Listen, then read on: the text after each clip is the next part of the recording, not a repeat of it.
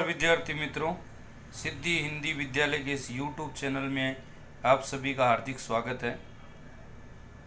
आज हम फिर कक्षा 11 के BA वाणिज्य व्यवस्था और संचालन के अंतर्गत हमारा जो टॉपिक चल रहा था, 11वां टॉपिक चल रहा था, और उसके अंदर हमने कल बात की थी निवेशकों के प्रति धंधा का सामाजिक दायित्व। आज हम बात करते हैं कर्मचारी के प्रति धंधा का सामाजिक दायित्व।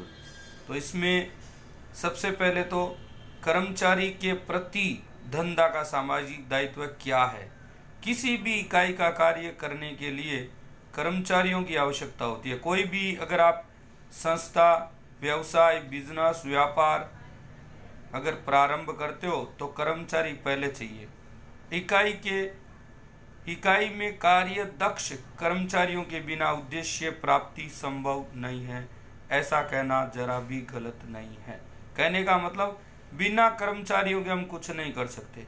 कर्मचारी होना बहुत ही आवश्यक है, जिससे कर्मचारियों का हित बना रहे और उनकी देख रेख रखना यह प्रत्येक धंधा के इकाई का मुख्य सामाजिक दायित्व होता है। क्योंकि अगर संस्था के अंदर जो कार्यरत कर्मचारी है, उन कर्मचारियों का अगर संस्था ध्यान रखेगी तो कर्मचारी जो है वो संस्था का ध्यान रखेंगे। इसलिए दोनों का हित बना हुआ रहना चाहिए और इसीलिए धंधा के इकाई का ये मुख्य सामाजिक दायित्व भी बनता है। अब हम बात करते हैं कर्मचारी जीवन स्तर की सुरक्षा और देखभाल। ये हमारा पहला मुद्दा है। कर्मचारी के कार्य का मुख्य जो उद्देश्य है वो प्रतिफल प्राप्त करना है, मतलब लाभ प्राप्त करना होता है। और यह प्रतिफल योग्य प्रमाण में न मिले तो कर्मचारी के मन में असंतोष उत्पन्न होता है। इसलिए कर्मचारियों को प्रतिफल मिलता रहे तो वो अच्छे से व्यापार में, व्यवसाय में, संस्था में या इकाई में काम अच्छे से करते रहेंगे।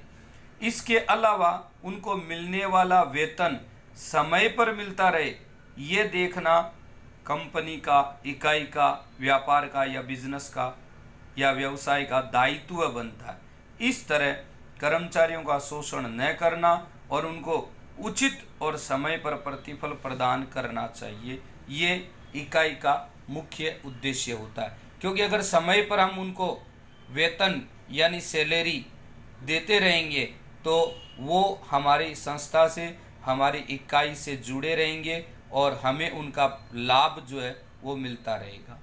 नंबर 2 बात करते हैं कार्य के लिए योग्य वातावरण और सुविधाएं प्रदान करना। किसी भी धंधा के इकाई को कार्यक्षम रखने के लिए उचित वातावरण बहुत जरूरी है, क्योंकि वातावरण उसमें महत्वपूर्ण भूमिका निभाता है। धंधा के इकाई में अनुकूल वातावरण हो, कर्मचारी संबंधों का योग्य रूप से विकास हो, ये देखना इकाई का सामाजिक दायित्व बनता है। इकाई विविध सुविधाओं द्वारा ऐसा वातावरण प्रदान कर सकती है, जैसे कैंटीन की सुविधा प्रदान करना, परिवहन की सुविधा देना, इकाई में स्वच्छता और हवा प्रकाश का वातावरण निर्मित करना और संभव हो तो वातानुकूलित सुविधा तथा स्त्री कर्मचारियों को अलग व्यवस्था देना, ये बहुत जरूरी है। इसलिए कार्य के लिए योग्य वातावरण बहुत ही जरूरी है। इसके बाद बात करते हैं पॉइंट नंबर 3 की, कर्मचारियों को सामाजिक सुरक्षा प्रदान करना। कर्मचारी को उचित समय पर उचित वेतन के उपरांत प्रोविडेंट फंड है, पेंशन है, अस्वस्थता अवकाश है, जीवन स्वास्थ्य संबंधी बीमा सुरक्षा और समूह बीमा योजना जैसी सुविधा भी देनी चाहिए, तो इकाई में कर्मचारी अच्छे से काम कर पाएंगे। चौथा पॉइंट है कर्मचारी संगठन को मान्यता देना। कर्मचारी संगठित रूप से अपनी प्रस्तुति संचालक मंडल के समक्ष कर सके, इसके लिए वे कर्मचारी संगठन की स्थापना करते हैं और ऐसे संगठन की मान्यता उनको संचालकों के पास से लेनी पड़ती है। कर्मचारी संगठन ये समग्र इकाई के कर्मचारियों का प्रतिनिधित्व करता है।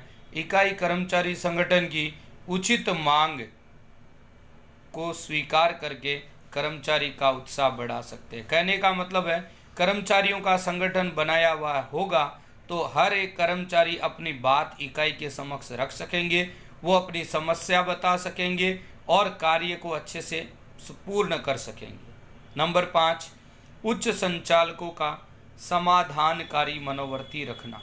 कर्मचारी इकाई के हाथ पैर के समान है, क्योंकि कर्मचारी रहेंगे तो इकाई चलेगी। वे अपने कार्य में कार्यक्षम रहे, ऐसी किसी भी इकाई की अपेक्षा रहती है। कोई भी संस्था यही चाहेगी कि मेरे कर्मचारी जो है वह हमेशा कार्यशील रहे, काम करते रहे। इसके सामने कर्मचारी भी अपने हित के विभिन्न प्रश्नों के लिए व्यक्तिगत या संगठन द्वारा प्रस्तुत करते हुए दिखाई देते हैं। वो भी अपने प्रश्न इकाई के सामने प्रस्तुत करना चाहते हैं, अपनी समस्या बताना चाहते हैं, तो उनकी समस्या का समाधान भी होना चाहिए। ऐसी प्रस्तुति को उचित समय पर ध्यान में लेकर के समाधानकारी मनोवर्ती रखने से इकाई का और कर्मचारियों का हित बना रहता है और इकाई में पारिवारिक वातावरण का निर्माण होता है, जिससे इकाई में व्यवस्थित तरीके से काम किया जा सके। इसके बाद आता है नंबर 6, अभिप्रेरण। आप अपने कर्मचारी के काम के घंटे खरीद सकते हो, लेकिन उनकी योग्यता को जीतना पड़ता है। उनके अंदर जो एबिलिटी है उनको जीतना पड़ेगा और किसी भी इकाई के कर्मचारियों का उत्साह सतत प्रोत्साहन के बिना नहीं टिक सकता, जिससे कर्मचारियों का उत्साह बढ़ाने के लिए वेतन में वृद्धि करते रहो, पदोन्नति करते रहो, पुरस्कार देते रहो, जिससे कर्मचारियों में आत्मगौरव की भावना सुदृढ़ होगी और वे अच्छे से काम कर पाएंगे। उदाहरण के लिए इकाई के मालिक द्वारा कर्मचारी और उनके परिवार के साथ प्रवास में ले जाकर कर्मचारियों को प्रोत्साहित करना, कर्मचारियों को अधिक संशोधन अथवा नई कार्य पद्धति के लिए पुरस्कार देना, ये सभी प्रोत्साहन वाले जो काम हैं वो कर्मचारियों के साथ में हमें रखने चाहिए। तो इकाई में कर्मचारी बने हुए रहते हैं और अपनी योग्यता का जो पूर्ण उपयोग करके और उसका जो अधिक से अधिक लाभ है वो हमें देने का प्रयास करते रहते हैं। पॉइंट नंबर 7 है अन्य दायित्व। इसके अलावा और भी दायित्व है। इकाई के निर्णयों में कर्मचारियों की साझेदारी, कर्मचारियों को निर्णयों से अवगत करवाना और आवश्यक जानकारी उपलब्ध हो सके इसकी व्यवस्था करना, नौकरी की शर्तें नियुक्त से पूर्व निश्चित करना, कर्मचारी के बच्चों के लिए शिक्षण की व्यवस्था करना तथा एक ही परिवार के कर्मचारियों के समय का आयोजन कर देना इत्यादि दायित्व इकाई को निभाना चाहिए। तो ये थे कर्मचारियों के अन्य जो दायित्व हैं जिसके अंतर्गत कर्मचारियों का हमें ध्यान रखना चाहिए। कुल मिलाकर के इसका पूरा सारांश एक ही है कि अगर इकाई कर्मचारियों का ध्यान रखेगी तो कर्मचारी इकाई का ध्यान रखेंगे और वो इकाई लंबे समय तक चलेगी। इसलिए हमें इकाई में काम करने वाले व्यक्तियों को इस प्रकार की जो सुविधाएं हैं वो हमें देनी चाहिए। एक बार पुनः बताऊंगा। पॉइंट नंबर 1, कर्मचारी जीवन की सुरक्षा और देखभाल, कार्य के लिए योग्य वातावरण और सुविधाएं प्रदान करना, कर्मचारियों को सामाजिक सुरक्षा प्रदान करना, कर्मचारी संगठन को मान्यता देना, उच्च संचालकों का समाधानकारी मनोवर्ती रखना, अभिप्रेरण करना और अन्य दायित्व। ये सारी जो सुविधाएं हैं वो हमें कर्मचारियों को देनी चाहिए ताकि हमारी इकाई अच्छे से काम कर सके, उसका प्रतिफल प्राप्त कर सके और अपने इकाई के जो कार्य है उसमें वृद्धि कर सके। तो ये है इकाई का सामाजिक दायित्व। तो आज के इस वीडियो में इतना ही। अगले वीडियो में फिर आपसे मुलाकात होगी। तब तक के लिए धन्यवाद। जय हिंद, जय भारत।